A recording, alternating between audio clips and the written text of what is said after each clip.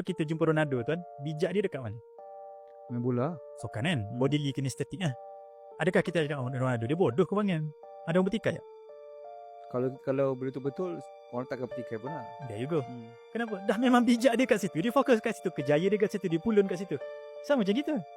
Bijak kita kat mana? Pulun kat situ lah.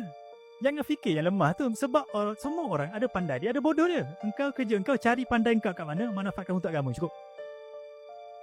Bodoh kan tak apa untuk agama.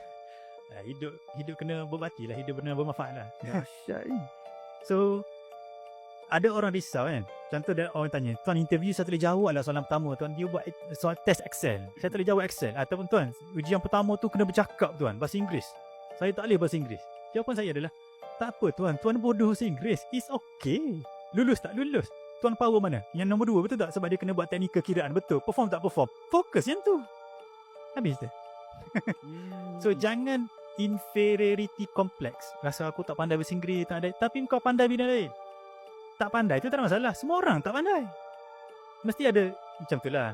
Semua orang pasti ada benda dia pandai, ada benda dia tak pandai.